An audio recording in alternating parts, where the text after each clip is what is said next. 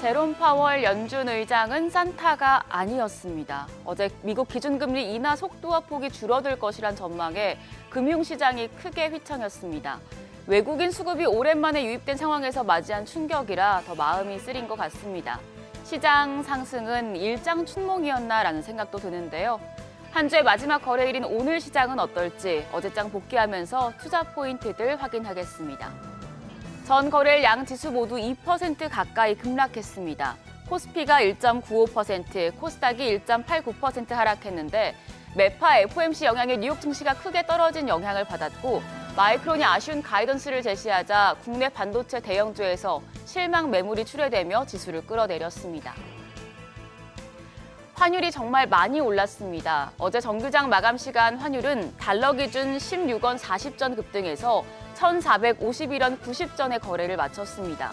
종가 기준 환율이 1,450원대를 넘긴 건 금융위기가 한창이던 2009년 이후에 15년 9개월 만입니다. 환율이 순식간에 폭등하자 외환당국과 국민연금공단은 외환 스와프 거래 한도를 늘리고 기간을 내년까지 연장했습니다. 더불어 국민연금이 해외 투자 환해지 비율을 최대 10% 상향하는 기간도 내년까지 연장했습니다. 이처럼 환율 방어에 나서자 야간 거래에서 환율은 1,450원대 아래로 소폭 내렸고요. 오늘 새벽 6시 역외 환율 1,446원 선이었습니다. 일단 1,450원대에서 상당히 더 뚫리진 않았는데 15년 만에 최고 수준까지 치솟은 환율이 주식시장엔 큰 부담으로 작용하겠습니다. 어제 환율이 이렇게 오르다 보니 외국인은 바로 매도로 방향을 틀었습니다. 유가증권시장에서 외국인 4,295억 원 대량의 매도세를 기록했고 여기에 기관도 5,097억 원 팔자세로 지수 하락에 기여했습니다. 개인만 홀로 8,030억 원 순매수했지만 지수 하락을 방어하기에는 역부족이었습니다. 코스닥 시장에서도 메이저 수급 주체의 양매도가 연출됐습니다. 외국인이 200억 원 매도 우위 기록했고 기관도 1,138억 원 팔자 포지션 취했습니다. 개인만 홀로 1,420억 원 순매수했습니다. 시총 상위 대형주들은 고스란히 충격을 받았습니다. 유가증권 시장 시총 10위권까지 전 종목이 퍼렇게 멍들었는데요. 특히 시장에 영향력이 큰 반도체 투톱의 하락폭이 가장 컸습니다.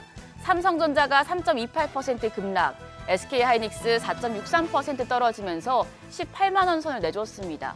마이크론의 실망스러운 가이던스에 영향을 받았는데요. 나머지 종목들도 모두 조정을 받았고요. 그나마 하락폭이 조금 작았던 쪽은 KB금융이었습니다. 코스닥 시장도 거의 모든 종목이 약세 기록했습니다. 그중에서도 제약 바이오 쪽이 크게 조정을 받았는데 알테오젠이 3.54% 하락했고요. 리가캠 바이오가 7% 넘게 급락하면서 종가는 96,400원이었습니다. 이와 달리 딱 한 종목이 상승부를 켰는데요. 클래시스가 1.46% 반등에 성공했습니다. 고환율 기조가 계속되고 있기 때문에 높아진 환율 대응 전략 마련해 놓으셔야겠는데요. 여러 증권사에서 환율 상승했다는 수혜 섹터들을 제시하고 있습니다. 어제 유진투자증권 리포트 소개해드렸었죠. 유진투자증권에서는 환율이 오를 때 에너지와 기계, 조선, 운송, 필수 소비 쪽이 강하다며 이 섹터들은 내년 2분기 이후에 수출이 좋아지면서 수혜를 볼 수 있다고 제시를 했습니다. 그리고 LS증권에서는 조금 다른 뷰를 내놓았습니다. 달러의 독주에 의한 환율 상승은 사실상 국내 수출 경쟁력에 도움이 되지 않는다면서 경기 방어적 성격의 필수 소비재와 고금리 환경에서 마진 확대 기대가 높은 금융주를 추천했는데요. 필수 소비 쪽은 두 증권사 모두 수혜 업종으로 제시를 했는데 이 부분 체크해 두시면 좋겠습니다. 어제 장 마감 후에 나온 소식 중에 오늘 시장에 영향을 줄 뉴스들 정리했습니다. 오늘은 원전과 자율주행 그리고 하나그룹주 확인하시죠. 원전은 우리나라가 루마니아에서 1조 2천억 원 규모의 원전 리모델링 계약을 따냈다고 밝혀서 주춤하고 있는 원전주에 훈풍을 불어넣어 줄 수 있을지 주목됩니다. 자율주행 쪽은 테슬라가 텍사스주 오스틴에서 완전 자율주행 로보택시를 출시하기 위해 시 당국과 초기 협의를 진행 중이라고 알려져 오늘장에서 영향을 받을 수 있겠고요. 그리고 하나그룹은 한화 호텔앤리조트가 국내 2위 단체 급식 업체인 아오홈 경영권 인수에 나선다는 소식이 보도됐는데 또 관련주의 모멘텀이 될 수 있겠습니다.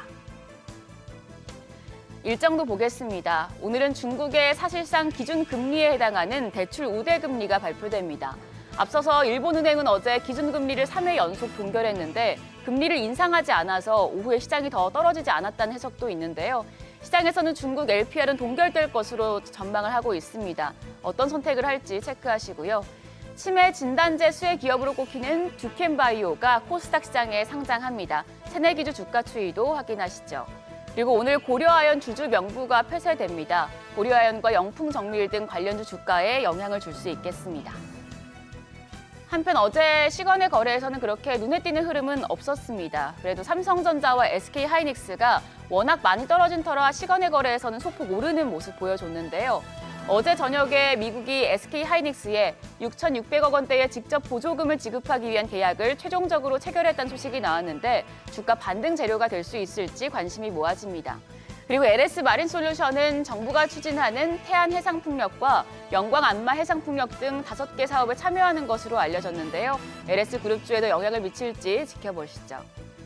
간밤 뉴욕 증시 매파 FOMC에 따른 여진이 계속되는 모습이었습니다. 우리 시장도 별다른 상승 재료가 없는 상황에서 환율까지 높다 보니 상승 출발하기엔 다소 부담스러운 지점인데요.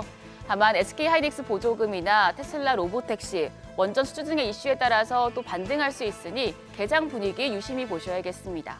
지금까지 어제장 오늘장이었습니다.